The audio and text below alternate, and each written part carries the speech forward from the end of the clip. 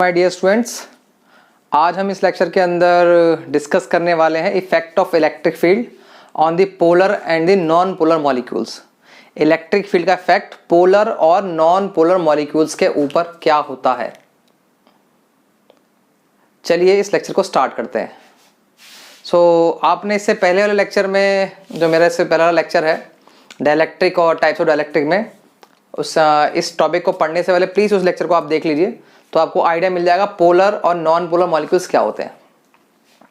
तो जैसा कि आप जानते हैं, पोलर मॉलिक्यूल का मतलब है जिनके पास डाइपोल मोमेंट है, और नॉन पोलर का मतलब जिनका डाइपोल मोमेंट जीरो है। तो पहले हम बात करते हैं आपका पोलर मॉलिक्यूल्स या पोलर सब्सटेंस के बारे में बात करते हैं हम, या पोलर मटेरियल के बारे में बात करते हैं। तो देखिए सिंपल सी बात है, मैं एक स्केच ड्रॉ करता हूँ। स्केच, मान लीजिए मटेरियल है हमारे पास, ये हमारे पास कोई पोलर मटेरियल है। अभी हमारे पास इलेक्ट्रिक फील्ड है E नॉट, वो जीरो है, मतलब इलेक्ट्रिक फील्ड अभी प्रेजेंट नहीं है। जब इलेक्ट्रिक फील्ड प्रेजेंट नहीं होता है तो जो पोलर मॉलिक्यूल होता है इसके अंदर छोटे छोटे डाइपोल्स होते हैं, और वो छोटे छोटे डाइपोल्स थर्मल एजिटेशन की वजह से और सिंपल सी बात है टेम्परेचर की वजह से एक चेन के अंदर ओरिएंटेड होते हैं।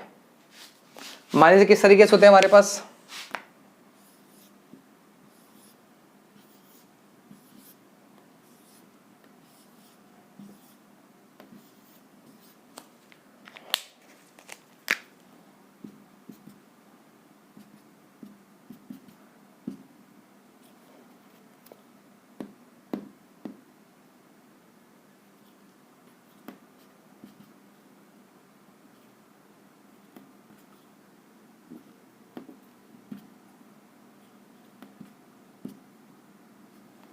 ठीक है, ऐसे यहां पर होगा।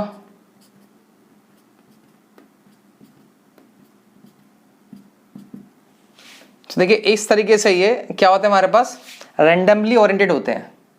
जब इलेक्ट्रिक फील्ड प्रेजेंट नहीं है तो पोलर सब्सटेंस के अंदर जो हमारे पास छोटे छोटे डाइपोल्स थे वो रैंडमली ओरिएंटेड होते हैं थर्मल एजिटेशन की वजह से, और सिंपल सी बात है टेम्परेचर की वजह से। लेकिन जैसे ही मैं इलेक्ट्रिक फील्ड अप्लाई करता हूं,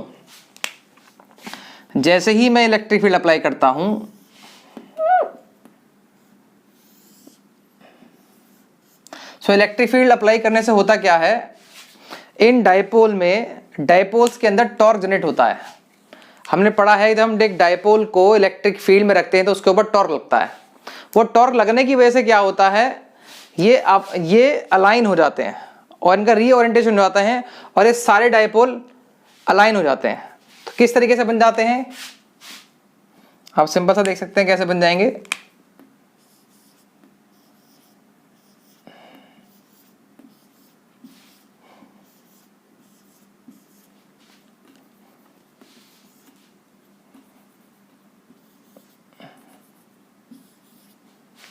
इस तरीके से हमारे पास आ जाएगा।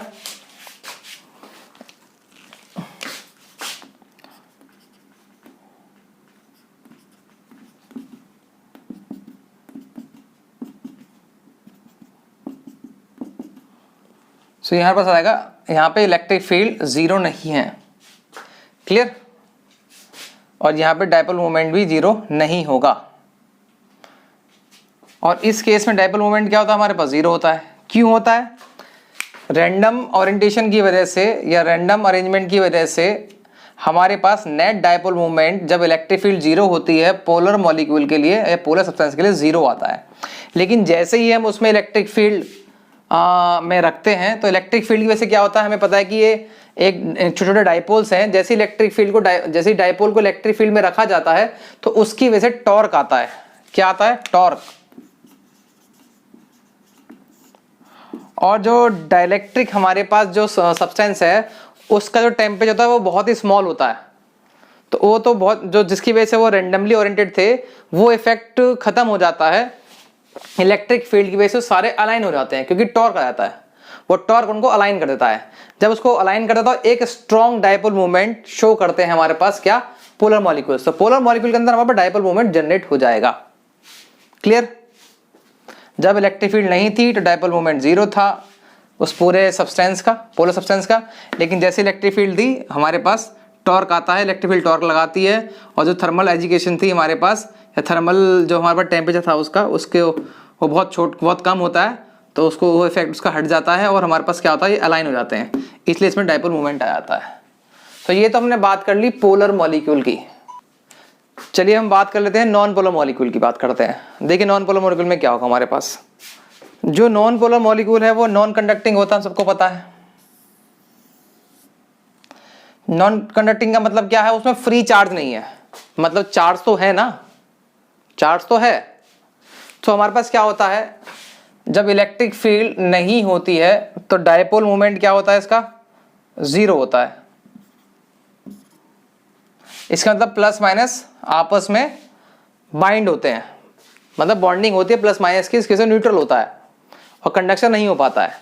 लेकिन जैसे ही आप इलेक्ट्रिक फील्ड देते हैं, जैसे ही आप इलेक्ट्रिक फील्ड अप्लाई करते हैं, उससे क्या होगा, हमें पता है कि इलेक्ट्रिक फील्ड इलेक्ट्रॉन्स पर या चार्ज पार्टिकल्स पर फोर्स लगाती है। कितना फोर्स लगाती है भाई, मैं जानता हूं कि इलेक्ट्रिक फील्ड होती है फोर्स अपॉन में चार्ज, सिंपल सा बोले तो हम, तो फोर्स क्या आएगा, Q0E। इतना फोर्स इलेक्ट्रिक फील्ड चार्ज इस पर लगाती है। तो होता क्या है, जैसे ही आप नॉन पोलर डाइलेक्ट्रिक को इलेक्ट्रिक फील्ड में रखते हैं तो उसकी वजह से उसके जो इलेक्ट्रॉन्स होते हैं, जो प्रोटॉन्स होते हैं, उन पे फोर्स लगने लगता है, अपोजिट डायरेक्शन में फोर्स लगने लगता है। तो जो इलेक्ट्रॉन्स होते हैं और जो प्रोटॉन्स होते हैं वो सेपरेट होना स्टार्ट हो जाते हैं। तो सिंपल सी बात है, बेसिक सी बात है कि जो हमारे पास सेपरेशन होना स्टार्ट हो जाता है हमारे पास, तो मान लीजिए यहाँ पे हमारे पास क्या आ जाएगा, यहाँ पॉजिटिव आ जाएगा और यहाँ नेगेटिव आ जाएगा। जब एक पॉजिटिव आ जाएगा और एक नेगेटिव आ जाएगा तो हमारे पास क्या बन जाएगा, हमारे पास एक डायपोल मूवमेंट आ जाएगा। क्या है हमारे पास, डायपोल मूवमेंट आ जाएगा। तो इसके अंदर डायपोल मूवमेंट जनरेट हो जाता है, समझ गए। तो मैं आपको दोबारा बता देता हूँ, सिंपल सा है। जब आप एक पोलर मॉलिक्यूल को इलेक्ट्रिक फील्ड में रख रहे हैं या पोलर सब्सटेंस को इलेक्ट्रिक फील्ड में रख रहे हैं, तो उसके अंदर जो पहले से जो डायपोल होते हैं, छोटे छोटे स्मॉल डायपोल्स होते हैं, वो रेंडमली ओरिएंटेड होते हैं ड्यू टू थर्मल एजिटेशन।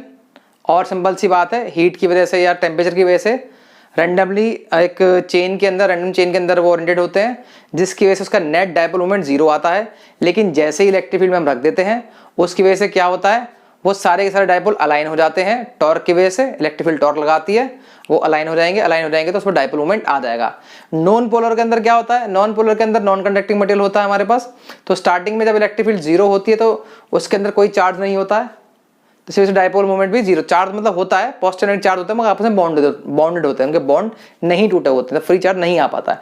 लेकिन जैसे ही आप उसे इलेक्ट्रिक फील्ड रखते हैं तो इलेक्ट्रिक फील्ड फोर्स लगाती है। कितना फोर्स लगाती है, F = QE, ठीक है।